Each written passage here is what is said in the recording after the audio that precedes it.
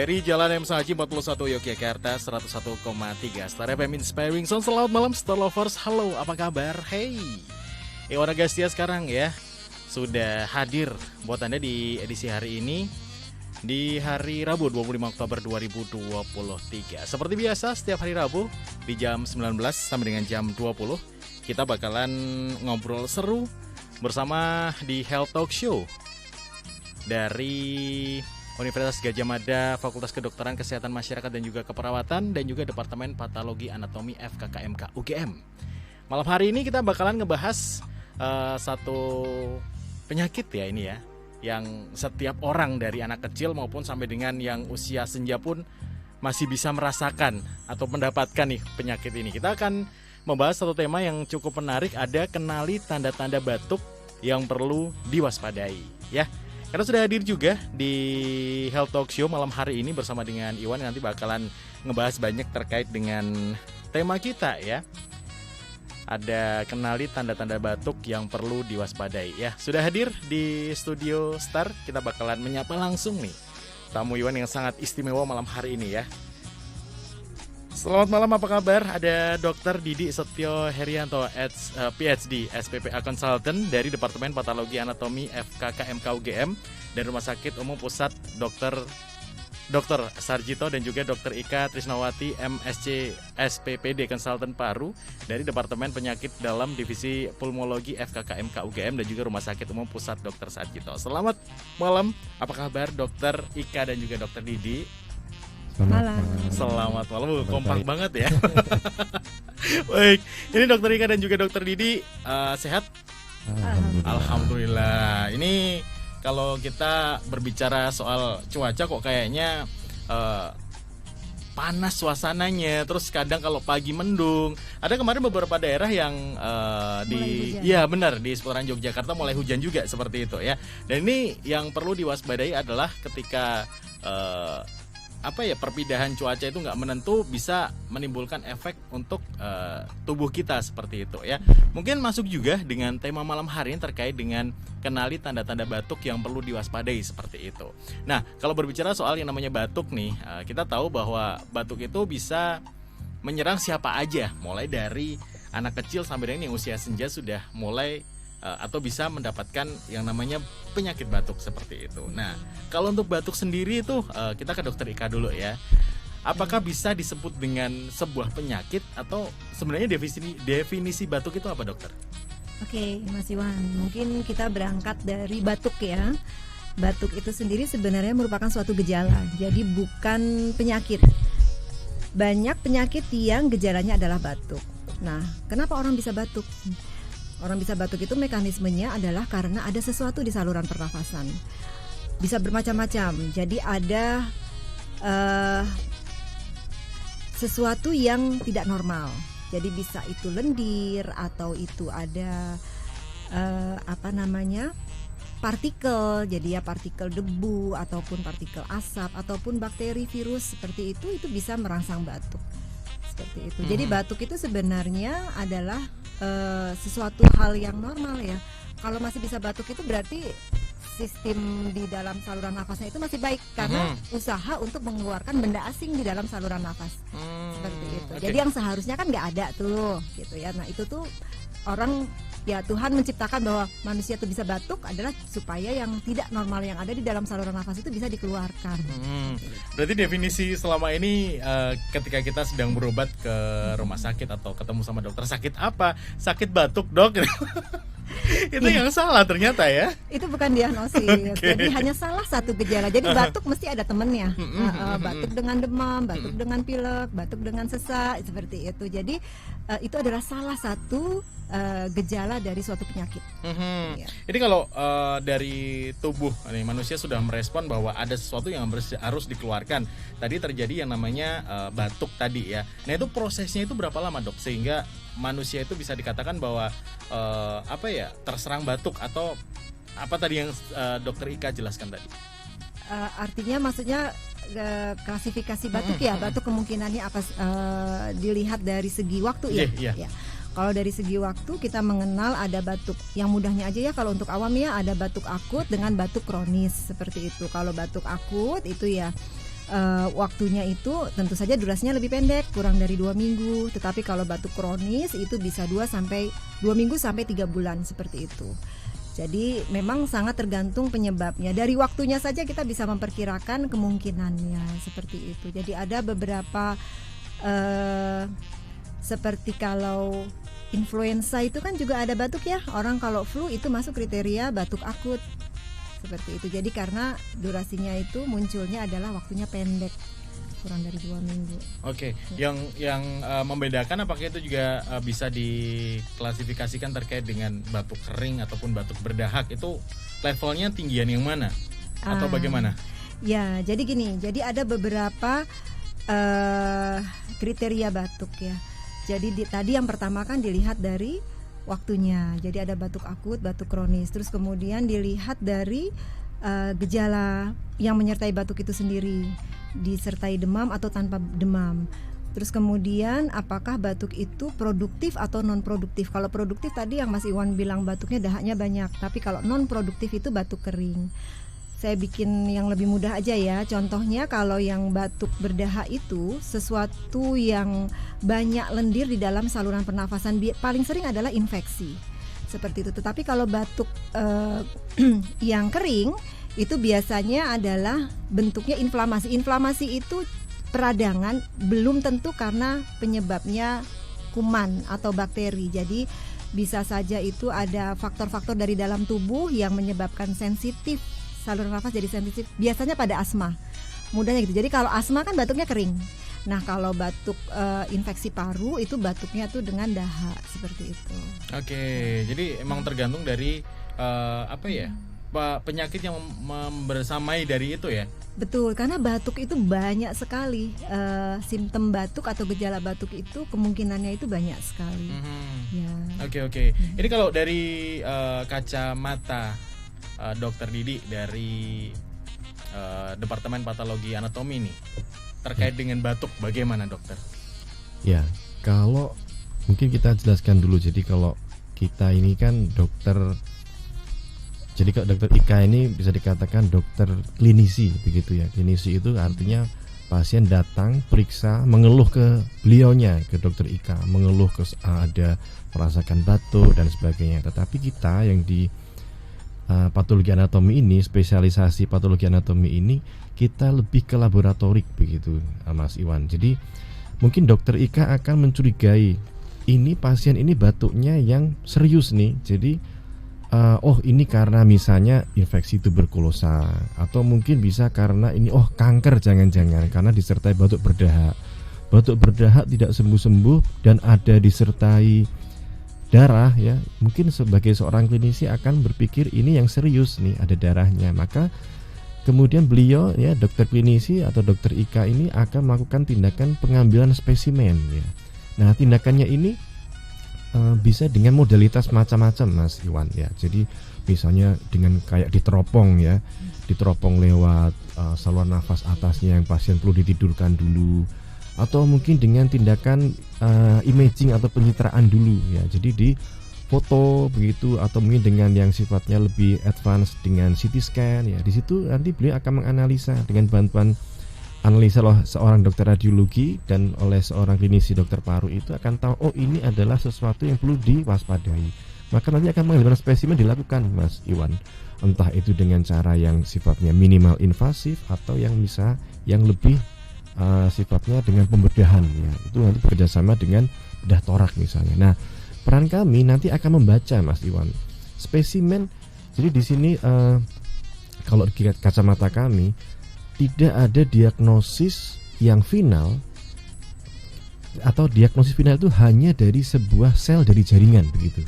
Jadi beliau nanti akan mengambil spesimen, kami yang baca ini apa begitu kan. Nah, begitu ini apa, nanti akan jadikan pedoman ya. Misalnya kami sampaikan ini kanker misalnya, ini TBC, ini adalah penyakit karena jamur, karena mikroorganisme dan sebagainya. Nah, akan dijadikan patokan oleh beliau untuk melakukan terapi begitu Mas. Jadi disinilah peran kami ya sebetulnya untuk menetapkan ini adalah diagnosis apa ya.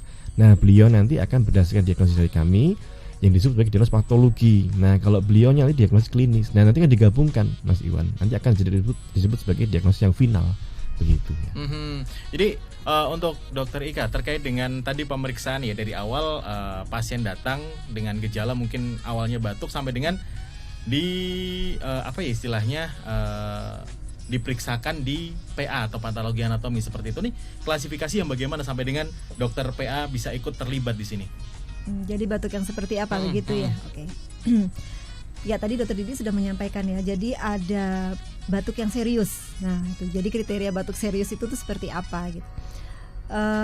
Pada pasien-pasien tentu saja kalau batuk akut seperti itu kan kemungkinannya bisa infeksi, bisa inflamasi atau peradangan.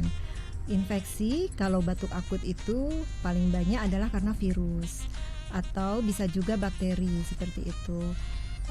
Untuk inflamasi itu bisa saja karena asma yang kambuh atau penyakit paru akibat rokok yang disebut PPOK yang mengalami kekambuhan. Itu durasinya lebih pendek. Nah, kalau kita bicara yang batuk serius itu tentu saja yang sifatnya adalah kronis. Jadi sudah diobati tidak kunjung sembuh seperti itu. Dan kita melakukan pemeriksaan seperti tadi Dokter Didi sampaikan. Yang pertama anamnesis. Anamnesis itu wawancara dengan pasien, kemudian dilakukan pemeriksaan fisik, kemudian dilakukan pemeriksaan penunjang. Pemeriksaan penunjang itu bisa laboratorium sederhana, ya jadi pemeriksaan darah lab atau pemeriksaan dahak. Dahak ini nanti diperiksa apakah ini ada TBC atau tidak gitu, atau ada bakteri yang lain muncul atau tidak.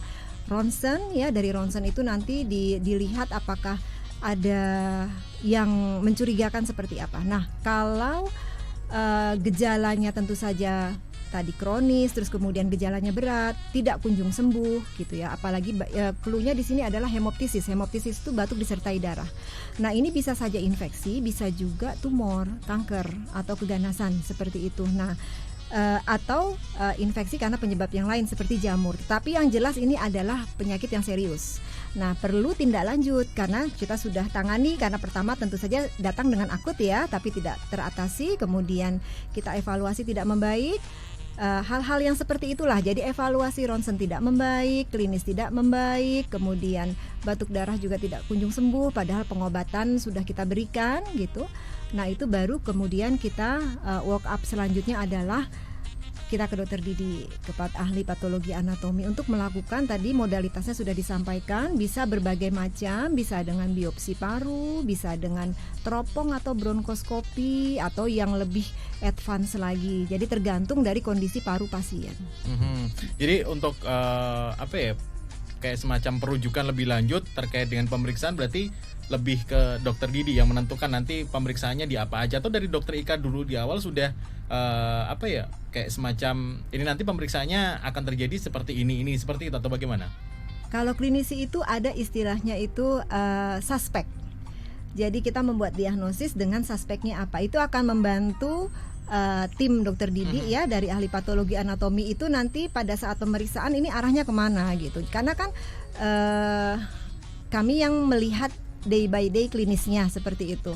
Nah, kemungkinannya infeksi, dok mungkin ini kok dicari nggak ketemu, apakah ini kemungkinannya adalah suatu infeksi yang sifatnya invasif seperti jamur seperti itu, atau TB yang sifatnya invasif tapi tidak ada di dahak.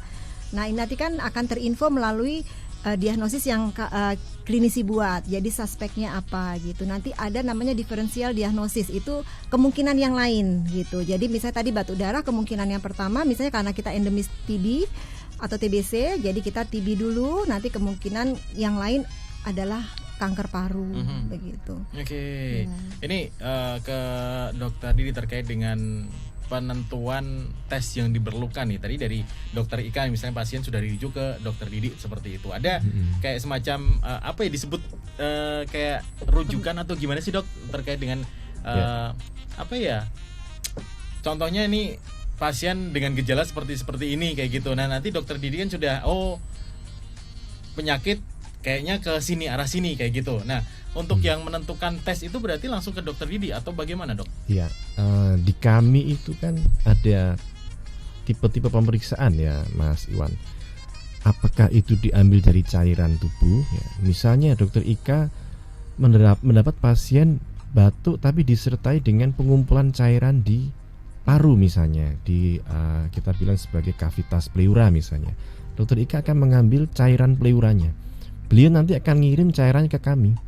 Nah, maka kami akan menentukan berarti ini adalah modalitas pemeriksaan yang tipe ini misalnya begitu. Atau ketika misalnya beliau melakukan biopsi. Ya, biopsi itu pengambilan jaring kecil, Mas Iwan. Nah, jadi nanti kami juga akan membedakan itu, tidak sama dengan mengelolanya ketika kita mendapat cairan seperti itu ya. Jadi tergantung dari beliaunya ngirimnya. Nah, tadi beliau menyampaikan karena beliau itu yang melihat pasiennya, Mas Iwan. Kami itu umpetan, kami itu orang-orang mengatakan dokter balik layar lah, Mas ya.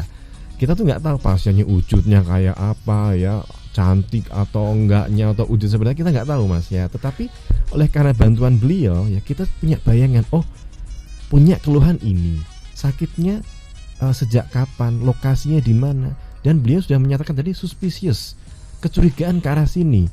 Diagnosis bandingnya atau diferensial diagnosisnya tadi itu A, B, C, D. Nah, nanti ketika itu sudah ada di kepala kami ya, maka kita akan lakukan pemeriksaan A, B, C, D juga. Nah, maka dengan persetujuan beliau juga dan pasien, maka ada finalnya nanti. Kadang-kadang kita pun juga akan menawarkan diagnosis banding, Mas Iwan. Kami sebagai penentu final pun kadang bingung. Artinya tidak bisa mengatakan itu final ketika tanpa penunjang tambahan begitu, Mas Iwan. Jadi suatu ketika kita juga butuh namanya tambahan pemeriksaan. Nah, nanti tentu akan ada prosesnya lebih lanjut ya, sampai misalnya pemeriksaan ya, mungkin pernah dengar kita ada suatu pemeriksaan antigen antibody misalnya imunohistokimia, itu lebih spesifik. Nah, itu nanti kan hasilnya final kami berikan ke klinisi dokter Ika. Dok, ternyata diagnosisnya ini. Nah, nanti lanjut lagi. Kadang juga misalnya masih belum final. Di perjalanan itu ternyata dokter menemukan kok tidak cocok ya. Itu perlu kita kumpul, Mas Iwan. Dokter paru, beliau penyakit dalam, PA, radiologi, dan lain itu kita kumpul yang disebut sebagai MDT, multidisciplinary team. Sekarang itu eranya adalah tidak ada namanya diagnosis yang superior, tidak ada dari satu dokter, tidak ada, Mas. Sudah zamannya sekarang kita kumpul bareng, didiagnosis bareng-bareng. Nah, itu sekarang eranya begitu. Jadi tidak ada dokter A, dokter Ika bilang ini penyakit A, saya bilang B, dokter lain lagi C, berarti diagnosisnya A, B, C, tidak ada. Sekarang harus satu kesatuan begitu. Oke, baik. Ini artinya bahwa timnya dari dokter Didi di PA sendiri tinggal menerima sampel seperti itu ya. Kasarnya begitu, namun sekarang era sudah zamannya keterlibatan dokter yang dulunya di balik layar, sekarang kami hadir, Mas. Kami sering sekali mendampingi beliau ketika beliau ngambil sampel. Keuntungannya banyak sekali. Kami yang suka di balik layar sekarang harus melihat pasiennya juga ikut. Berarti tahu ya ganteng atau cantik ya. Nah, itu sebetulnya utamanya itu, Mas. Diagnosis nanti dulu ya, tapi yang penting tahu wujud pasien. tidak ya, kita jadi ikut membayangkan kita tahu persis keadaan pasien seperti apa begitu, Mas. Itu juga membantu untuk membantu. proses final dari diagnosis. Sangat membantu. Iya. Ternyata pasiennya kurus, kemudian ada gambaran misalnya venektasi atau yang seperti apa, kita bisa cocok sama teori ini. Dibanding kalau kita cuma dapat spesimen begitu, nggak tahu kayak apa begitu. Karena bahkan ada juga pengirim ya atau dokter klinisi itu tidak mencantumkan sama sekali gambaran pasiennya, cuman mohon pemeriksaan cairan ini. Nah, kami kan seperti dukun kan itu, Mas ya. Jadi ada cairan kita simsalabim diagnosis keluar, tidak bisa gitu. Baik. Ya. Ini dokter Rika juga seperti itu atau lebih spesifik ya? Dokter Didi tolong ini didiagnosa gitu enggak ya? Nah, inilah keunggulan tim dari FKKMK UGM Rumah Sakit Sarjito, Mas Iwan. Jadi memang dokter Didi ini pelopor. Jadi beliau mau turun seperti itu, dan pada saat saya sebagai operator melakukan biopsi terus kemudian menyerahkan sampel langsung saat itu ke dokter Didi dan untuk diperiksa, kita tentu ada komunikasi. Saya akan menjelaskan ke dokter Didi pasien ini profilnya seperti apa, seperti itu, dan dokter Didi bisa melihat sendiri, oh bengkak lehernya, oh bengkak ini dadanya banyak pembuluh darah yang disebut venektasi, jadi kemungkinan kanker lebih besar dibandingkan infeksi. Jadi keuntungannya sangat banyak seperti itu, dan sangat membantu pasien, Mas Iwan. Artinya bahwa mungkin kolaborasi dokter Didi yang seharusnya kemarin-kemarin ngumpet gitu ya. Sekarang tampil. Tahu ternyata yang memeriksa jaringanku dokter ganteng gitu. Nah itu, jadi lebih tenar dokter Didi. Iya. Nah. Baik, yang sudah bergabung di WhatsApp kita 0818621013. Terima kasih ya. Langsung kita baca. Halo, selamat malam dari Mbak Rini seputaran Jalan Wates. Ada tetangga kalau pagi seringnya batuk-batuk sampai dengan kedengaran sampai dalam rumah. Apakah itu berbahaya? Terus saran terbaik untuk tetangga itu saya apa, Dok? Monggo silakan, Dokter Ika atau Dokter Didi. Tidak spesifik ya? Tidak spesifik. Batuk kedengaran sampai dalam rumah. Orangnya di dalam rumah, yang mendengarkan juga di dalam rumah. Jadi sebenarnya nggak ada jarak ya Mas Dwi ya, Mas Iwan ya. Iya, oke. Mungkin tadi saya bisa berangkat dari batuk aja gitu ya. Tadi kan saya belum mengklasifikasikan tadi untuk batuk itu sendiri kemungkinannya apa saja. Ya, tadi kalau pengelompokannya tadi yang paling mudah adalah apakah itu suatu infeksi, suatu peradangan atau inflamasi tapi bukan karena bakteri ataupun virus ataupun parasit, dan yang lainnya lagi adalah karena kanker ya, karena keganasan. Nah, batuk itu sendiri memang tidak berdiri sendiri, pasti ada temennya gitu. Jadi gejalanya pasti ada yang lain. Kalau infeksi tentu saja harus disertai demam. Kalau sampai dengan kronis seperti TBC, selain demam itu ada penurunan berat badan, penurunan nafsu makan. Untuk batuk yang inflamasi atau peradangan tapi bukan karena bakteri seperti asma atau PPOK, itu sudah jelas ya, ada mengi, suara nafas seperti kucing, seperti itu. Terus kemudian kalau penyakit paru akibat rokok itu tentu saja ada paparan rokok sebelumnya gitu, dan gejalanya hampir sama dengan asma, jadi ada mengi itu tadi. Nah kalau untuk kanker paru, nah ini adalah yang paling beragam, dari mulai gejalanya tidak ada atau asimptomatik sampai gejalanya berat.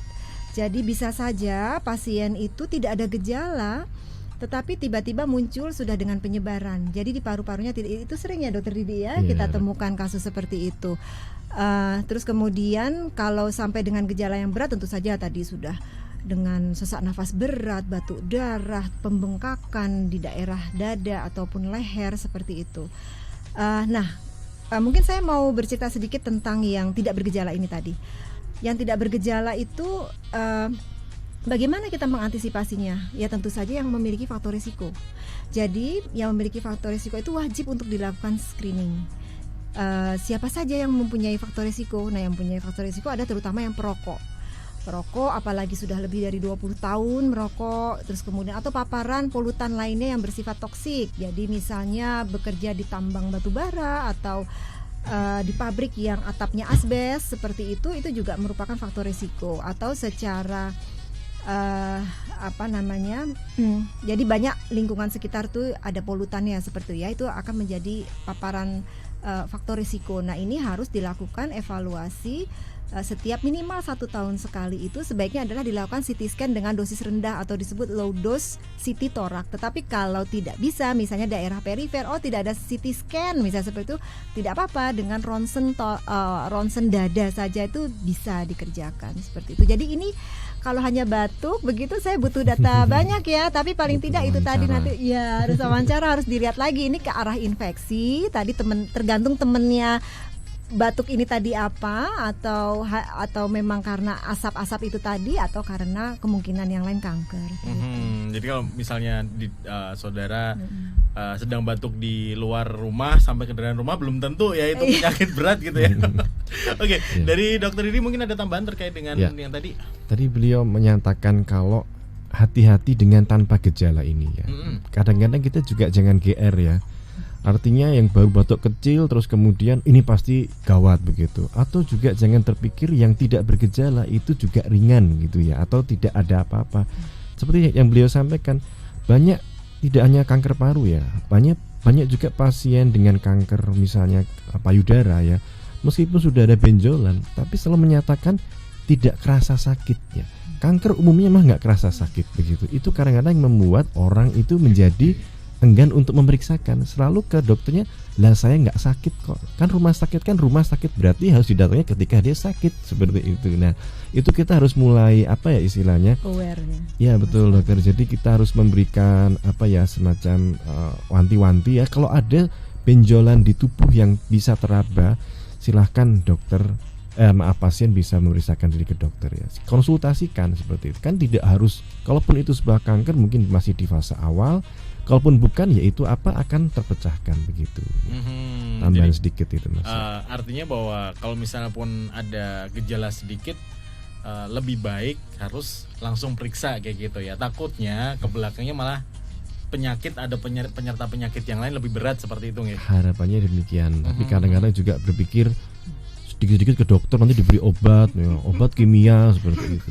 Ada juga mas, kayak ada saya pernah mendengar pasien begini, pas anaknya itu sakit kanker ya, kanker darah begitu. Orang tuanya menyatakan begini, padahal saya itu nggak pernah, kalau anak saya sakit itu nggak pernah saya kasih obat loh. Saya bebaskan bahan kimia, kok bisa sakit leukemia gitu. Agak nggak nyambung gitu kan. Tapi hati-hati juga kita perlu sampaikan, kanker itu atau penyakit itu bisa disebabkan oleh virus, dan virus itu juga bisa menyebabkan kanker. Nah, kadang-kadang kita merasa virus itu ada sesuatu yang bisa mati sendiri, sembuh sendiri, tapi dia akan bisa sampai ke merusak ke DNA malahan. Jadi akan menelurkan sebuah sel-sel yang cacat begitu. Nah, itu cikal bakal dari keganasan atau kanker itu. Sebenarnya makanya kok kanker itu tidak harus melulu disebabkan oleh virus ya. Ini banyak sekali, multifaktorial, tapi salah satunya adalah itu. Oke, baik. Yang bergabung di 0818621013 sabar, nanti bakalan dibacakan lagi ya. Kita akan jeda dulu. Komersial break untuk Anda yang ingin gabung, sekali lagi ya 0818621013. Kami akan segera kembali tentunya di Health Talk bersama dengan FKKMK UGM. Well, terima kasih Anda masih bersama dengan kami ya di Health Talk edisi hari ini di hari Rabu 25 Oktober 2023. Sudah 37 menit lepas dari jam 19 malam ya. Yang sudah bergabung di 0818621013. Terima kasih. Nanti bakalan kita bacakan satu persatu pertanyaannya. Tema kita masih sama, kenali tanda-tanda batuk yang perlu diwaspadai ya. Ada tamu istimewa Iwan malam hari ini. Ada Dr. Didi Setio Herianto, PhD SPPA Consultant dari Departemen Patologi Anatomi Fakultas FKKMK UGM, Rumah Sakit Umum Pusat Dr. Sarjito bersama Dr. Ika Trisnawati, MSc SPPD Konsultan Spesialis Paru. Ini dari Departemen Penyakit Dalam Divisi Pulmologi FKKMK UGM dan juga Rumah Sakit Umum Pusat Dr. Sarjito. Tadi udah sempat dijelaskan terkait dengan definisi dari batuk sendiri, terus juga penyebabnya apa, pemeriksaannya bagaimana, terus juga peran dari dokter penyakit dalam dan juga dokter PA atau patologi anatomi ya. Ini yang sekarang lagi banyak dikeluhkan terkait dengan batuk kan. Kalau Dokter Ika mungkin kemarin sempat banyak beredar ya terkait dengan adanya penyakit yang membumi ya, COVID-19 ya. Oh iya. Nah, seperti itu. Ini juga mungkin bisa dijelaskan tersedikit terkait dengan peran batuk di sini dengan penyakit COVID itu bagaimana, dokter? Ya. Kembali lagi ya, batuk itu adalah salah satu gejala gitu, termasuk gejala dari COVID. Tetapi memang mungkin kita masih ingat banget ya bahwa COVID itu mutasinya banyak banget, mulai dari COVID lahir sampai dengan hampir zero ya, sampai terakhirnya Omicron, dan yang paling berbahaya itu pada saat Delta yang angka kematiannya tinggi. Nah, masing-masing varian ini ternyata memiliki kekhususan yang berbeda-beda. Jadi gejala kurang lebih sama. Jadi ada batuk, sesak, demam gitu ya. Terus kemudian gangguan pada saluran nafas atas seperti pilek seperti itu ya. Tetapi pada yang paling mudah kita membandingkan yang paling ini aja ya Mas Iwan ya, yang paling berat dan paling ringan. Nah, Delta itu yang paling berat, Omicron yang paling ringan sampai akhirnya terus kemudian hampir menghilang. Nah, pada saat Delta itu yang paling dominan adalah batuknya. Jadi demam dengan batuk seperti itu. Batuk yang langsung progres sesak nafas. Tetapi pada yang Omikron itu berbeda. Pada Omikron itu pileknya, jadi gejala saluran nafas atasnya malah justru yang paling dominan. Jadi mungkin tidak sampai batuk, jadi demam dengan pilek. Lebih banyak mayoritas adalah seperti itu, begitu. Jadi ya paling unik memang itu COVID-19 kemarin itu ya Mas Iwan ya. Oke. Ya. Jadi juga Dokter Didi terkait dengan COVID juga kemarin ada peran di situ juga atau Mari itu kita. urusannya Dokter Ika aja deh gitu. Kami sebetulnya di PA karena kita laboratorik ya, sebetulnya tim kami juga diminta untuk melakukan swab di situ ya. Tetapi kalau untuk menerapi itu adalah wewenang atau ranahnya beliau dari klinisi begitu ya.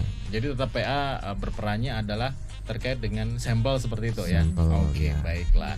Ini yang lagi kemarin hangat dibicarakan adalah terkait dengan kanker nih. Dari Dokter Ika dulu nih terkait dengan kanker, bahwa banyak nih kanker paru yang ternyata terdiagnosisnya terakhir-terakhir nih. Nah ini bagaimana? Mungkin bisa dijelaskan. Ya itu tadi ya. Jadi karena rentang gejalanya itu luas kalau kanker, dari yang tidak bergejala sampai yang dengan gejalanya itu berat. Jadi mungkin saya bisa tekankan di sini yang penting adalah faktor risiko.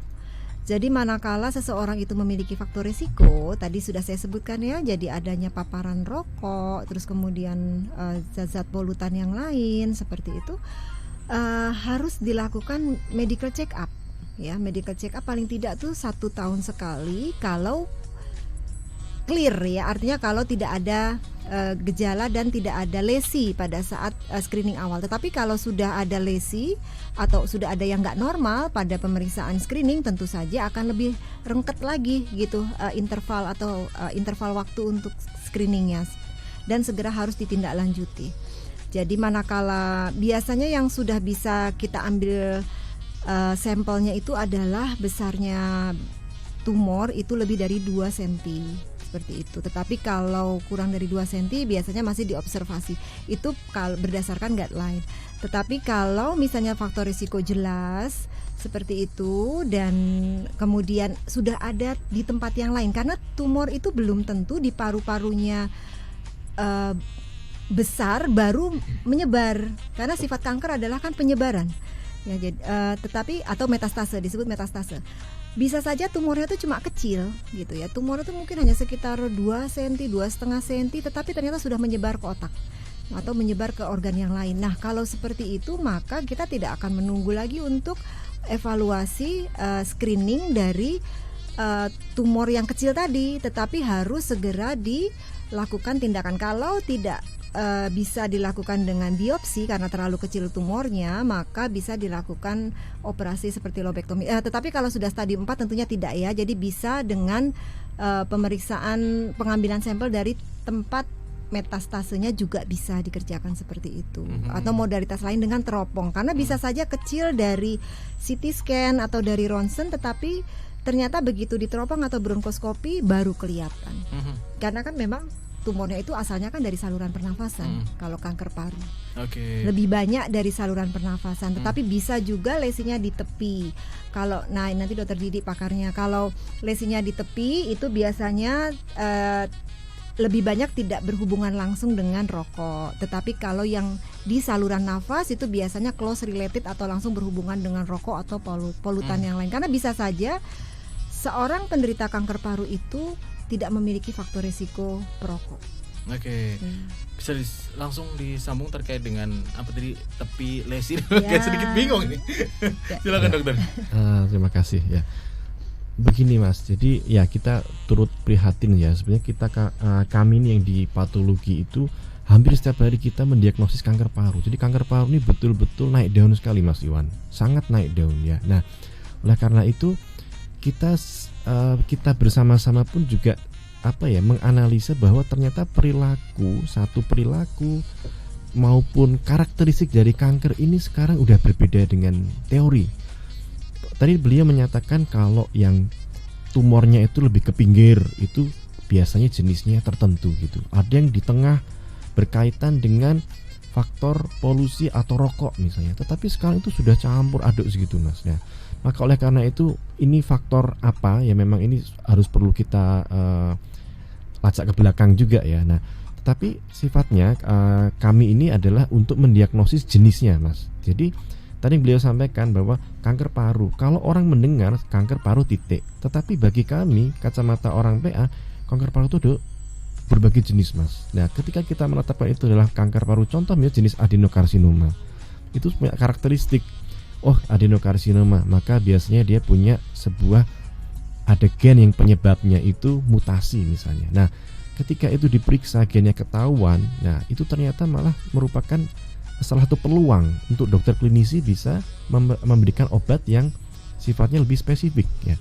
Kita sering dengar bahwa kalau kanker itu ya jodohnya adalah kemoterapi. Kemoterapi itu merugikan, rontok lah rambutnya ya, terus kemudian efek samping nggak bisa makan dan sebagainya. Nah, kita harus perlu sampaikan juga bahwa pengobatan kanker saat ini itu sangat berdasar dari profil kankernya.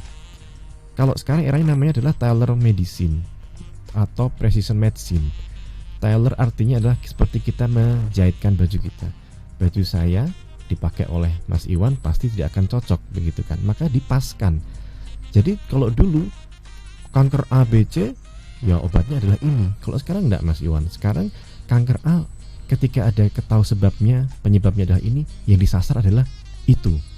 Gennya itu yang ditembak begitu. Atau misalnya tidak bisa ada gen ketahuan, pilihkan modalitas terapi yang lain, misalnya beliau akan memberikan nanti imunoterapi seperti itu. Nah, itulah yang disebut sebagai tailor medicine begitu, Mas. Ya, jadi sekarang sudah sangat maju. Jadi kita sampaikan ke masyarakat juga bahwa kemoterapi tidak harus selalu diberikan pada orang dengan penderita kanker ya. Ada terapi-terapi yang sifatnya kekinian ya, yang pasti akan dipilihkan sesuai dengan profil kankernya.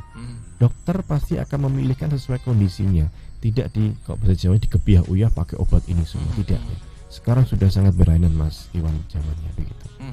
Jadi kalau dari teman-teman atau tim PA sendiri dalam menganalisis terkait dengan jenis kanker itu apakah juga dari satu sampel aja atau dari cukup beberapa kali pemeriksaan seperti itu menentukan kanker itu kanker ganas atau enggak seperti itu? Ya. Jadi umumnya biasanya ya satu kali ya, tetapi kadang-kadang jadi begini, kalau kanker itu pasti ganas. Jadi masyarakat biasanya kan kanker ganas ya. Kalau kanker pasti ganas ya. Kalau tumor tidak selalu ganas. Tumor itu ada jinak, ada ganas. Kalau kanker pasti ganas. Jadi kalau ada kanker ganas, berakot itu udah nggak jelas pasti itu ya ganas. Jadi kanker itu pasti ganas. Nah, untuk menganalisis itu, apakah perlu satu atau beberapa sampel? Umumnya dan harapannya sekali. Tetapi suatu ketika sekali pengambilan itu tidak konklusif. Karena apa? Sampel itu diambil untuk sampling, namanya sampling ya, pengambil sebagian ya. Sekarang begini, Mas, ternyata tumor atau kanker ganas, jadi ikut-ikutan malahan. Kanker ini bisa nyampur, Mas. Misalnya contoh kanker A jenis adenokarsinoma, ternyata juga bisa itu nyampur sama jenis yang lainnya. Di mana itu harus kita laporkan. Penting untuk seorang klinisi seperti Dokter Ika, karena apa? Ternyata dia akan memberikan perilaku kanker yang beda sekali, lebih agresif, mungkin terapinya tidak mempan atau harus perlu terapi khusus lainnya, begitu, Mas ya. Jadi kita memang kadang-kadang perlu mengambil atau memberi informasi ke klinisi, tolong diambil spesimennya lagi supaya untuk memastikan kembali begitu. Oke. Ya. Baik. Tadi juga Dokter Didi sempat mengungkapkan terkait dengan bahwa untuk pengobatan kanker kan sekarang tidak harus dengan kemoterapi seperti itu ya. Ada beberapa target-target yang mesti harus dilakukan, misalnya kankernya tipenya ini yang diserang di situ penyakitnya kayak gitu. Pengobatannya seperti itu. Nah, kalau dari Dokter Ika sendiri terkait dengan target terapi dengan seorang pasien, itu apakah juga mengacu pada tubuh pasien yang mungkin kan beda antara yang muda sampai yang tua seperti itu. Nah, itu bagaimana, Dokter? Oke, kalau kita bicara cancer, apalagi kanker paru, ya kita bicaranya usianya sudah di atas middle age ya. Karena kan kanker sendiri itu kan perlu proses sampai dia menjadi cancer begitu ya. Untuk yang kanker paru loh ya. Tapi kalau ada juga kan kanker-kanker yang pada anak-anak itu ya. Tetapi kalau kita bicara kanker paru, karena ini penyebabnya adalah suatu zat yang toksik, nah ini tentu akan ada proses dari dia sel normal sampai menjadi kanker. Ya, jadi kalau pengobatan kanker sendiri modalitasnya itu ada berbagai macam. Tadi sudah disampaikan Dokter Didi, tergantung stadium. Jadi kita harus menentukan stadiumnya dulu. Jadi ada stadium 1 sampai dengan stadium 4. 4 aja masih dibagi 4A, B, C seperti itu ya. 4 itu artinya sudah menyebar. Nah, kalau masih ketemu dini, belum ada penyebaran, jadi stadium 1 atau 2 itu besarnya tumor itu masih kecil, ya masih kurang dari 3 cm. Nah, itu bisa dilakukan operasi.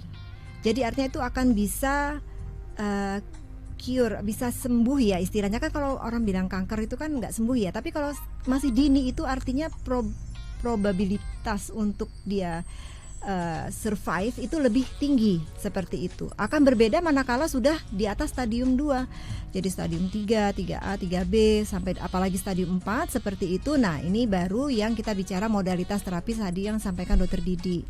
Jadi bisa kemoterapi. Kemoterapi pun itu bisa bermacam-macam. Jadi kemoterapi bisa konvensional yang melalui infus, bisa kemoterapi dengan terapi target tadi yang harus diperiksa dulu apakah ada mutasi, jadi diperiksa imunohistokimia seperti itu, atau imunoterapi, jadi mentarget dari imun dari sel kanker itu sendiri. Nah, ini tentu saja harus melalui tahapan-tahapan tadi, Mas Iwan. Jadi bukan dari gejala, tetapi dengan pemeriksaan-pemeriksaan spesifik yang dilakukan oleh teman sejawat dari dokter patologi anatomi seperti itu. Baru nanti kita menentukan. Jadi kita tidak bisa memaksakan. Terapi target itu kan lebih banyak pil ya atau oral, tetapi manakala tidak sesuai hasil pemeriksaannya atau tidak ada indikasi, maka kita tidak bisa memaksakan bahwa pasien tersebut bisa dengan terapi target. Jadi ada syarat-syarat khusus gitu. Jadi harus kalau yang A positif maka bisa diberikan terapi A, B yang positif bisa diberikan terapi B. Mudahnya seperti itu. Ya, itu tadi dari awal kita harus aware juga sama tubuh kita ya. Kalau misalnya terjadi ada sedikit gangguan, langsung deh konsultasi. Intinya kan kayak gitu ya. Ya betul, terutama faktor resiko ya. Jadi jangan diabaikan pada kelompok orang-orang yang memiliki faktor resiko. Begitu. Baiklah, Dokter Didi dan juga Dokter Ika. Ini asik banget ya obrolan kita terkait dengan kenali tanda-tanda batuk yang perlu diwaspadai. Untuk yang terakhir, ada yang ingin sampaikan terkait dengan tema kita kepada Star Lovers? Monggo silakan dari Dokter Didi. Baik ya, pesan kami mungkin mengulang yang tadi ya, bahwa jangan menganggap enteng, tetapi juga jangan menganggap terlalu serius begitu. Artinya ya apapun kita kenali diri kita ya. Mungkin pada saat kita mandi kita berkaca, dari hal yang sederhana kita berkaca, mungkin apakah ada perubahan ya, sekecil apapun mungkin perlu kita komunikasikan ya.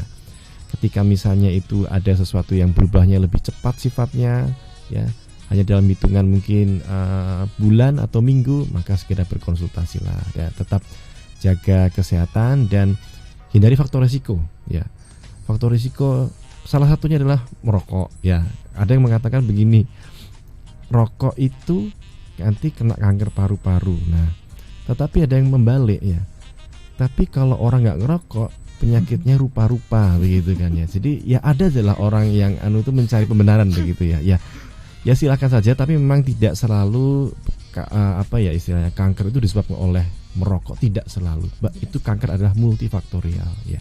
Jadi ya intinya tetap jaga kesehatan dan kenali diri Anda sendiri gitu. Mungkin itu dari saya Mas Iwan ya. Baik ya, rupa-rupa tadi ya dokter. Rupa-rupa ya, paru-paru dan rupa-rupa. Dari Dokter Ika monggo silakan.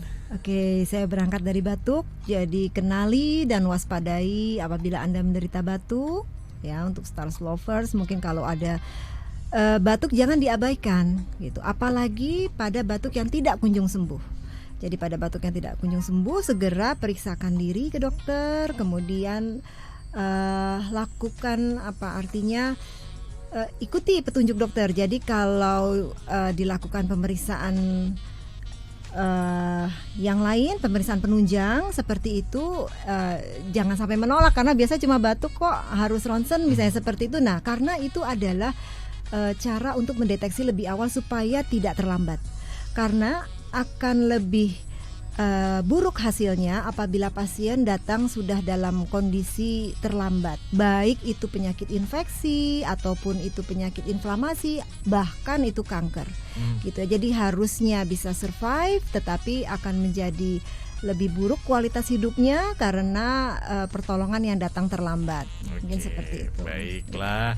Baik, terima kasih Dokter Ika dan juga Dokter Didi sudah hadir di Health Talk edisi malam hari ini ya. Tema kita kenali tanda-tanda batuk yang perlu diwaspadai. Mungkin dan kesempatan bisa ngobrol-ngobrol dengan tema yang berbeda lagi kayak gitu ya. Senang hati. Baik, itu tadi Stolovers obrolan menarik kami ya dari Universitas Gadjah Mada Fakultas Kedokteran Kesehatan Masyarakat dan juga Keperawatan bersama dengan Departemen Patologi Anatomi FKKMK UGM ya. Terima kasih atas kebersamaannya. Terus dengerin 101,3 Star FM Inspire. Iwan masih bakalan kembali lagi tentunya di All Night Hits sampai jam 10 malam.